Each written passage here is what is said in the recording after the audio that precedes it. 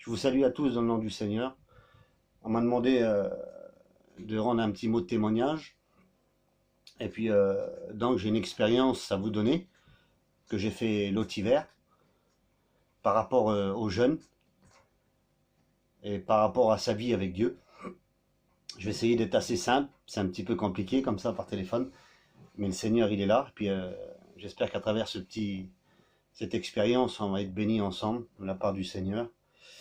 Voilà, on était en train de jeûner avec Frédéric. Et puis, pendant un moment, on priait le Seigneur. Et puis, on s'est levé. Et puis, j'ai regardé au ciel. On était dans l'église. Hein. Et puis, j'ai vu Jésus apparaître. J'ai vu Jésus devant moi, venir devant moi. Et quand Jésus venait devant moi, il s'est transformé en un arbre. Et il y a une voix qui me parlait, la voix du Saint-Esprit, elle me disait, Jésus est l'arbre de vie. Vous savez, on a souvent tendance à parler du Seigneur pour pas mal d'entre nous. On aime parler de Dieu aux autres, et puis des fois, on n'est pas forcément bien dans nos foyers. Vous voyez ce que je veux dire? Il y a d'autres choses qui passent avant les choses de Dieu, mais on a toujours le cœur plein pour parler de Dieu aux autres. Ça peut arriver, hein, des gens comme ça. Voilà. Alors moi, ce que j'ai vu là, c'est cet arbre-là, sur lequel il y avait des feuilles qui apparaissaient, des grandes feuilles, et des fruits. Des beaux fruits avec une belle couleur rouge. C'était un genre de pomme, des trucs comme ça, quoi. Hein. C'était un arbre avec des fruits.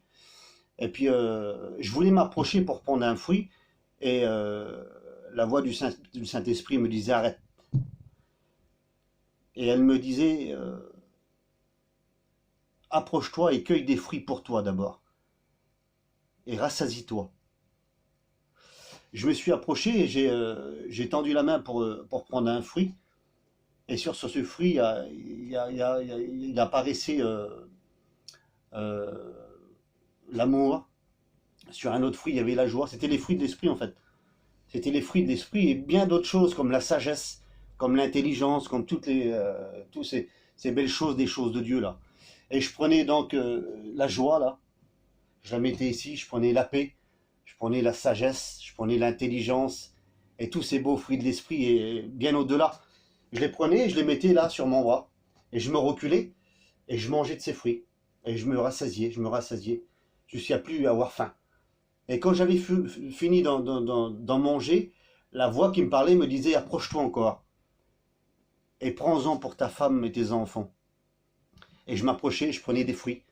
J'en prenais, et c'était comme si je les donnais à ma femme et mes enfants.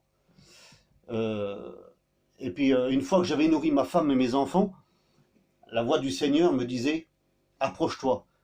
Et elle me disait maintenant, tu peux en cueillir pour les autres. Vous savez, on a toujours tendance à vouloir parler de Dieu aux gens. Et des fois, le cœur, il n'est pas plein. Et c'est pas comme ça que ça marche dans les choses de Dieu. Les choses de Dieu, ils ont un sens. Hein, ils ont un sens à prendre. Et puis, il faut les prendre dans l'ordre. Alors, il fallait que je me rassasie d'abord. Que je rassasie ma femme et mes enfants. Et après, je pouvais rassasier les autres. On ne peut pas donner si on n'a pas reçu, vous savez. Et les choses de Dieu, c'est ça. C'est qu'on reçoit d'abord. On donne pour notre femme et nos enfants, et après on peut donner et parler de Dieu aux gens. Il faut que dans son cœur on soit honnête. Et à travers ce confinement-là, on fait des expériences. Et j'ai passé du temps avec ma compagne à parler de Dieu, à prier le Seigneur. Et j'ai vraiment pris des fruits, j'ai mangé vraiment des fruits. J'en ai donné à ma compagne. Ça, c'était dans l'hiver, et par la suite, dans l'été, je jeûnais pour ma fille. Elle s'est convertie à l'évangile. Quand les choses de Dieu sont faites comme ils doivent être faites, les choses de Dieu dans l'ordre, ah ben, le Seigneur, il peut répondre à nos prières. J'espère que cette petite expérience vous aura donné à comprendre, à vous faire comprendre que la parole de Dieu, elle a un sens. Qu'on doit être nourri soi-même, qu'on doit être vrai devant Dieu, qu'on ne doit pas être égoïste, qu'on doit nourrir son foyer, ses enfants, et ensuite on pourra nourrir les autres. Voilà, je remercie le Seigneur pour cette expérience et j'espère que cette expérience vous aura fait aussi du bien. Que Dieu vous bénisse.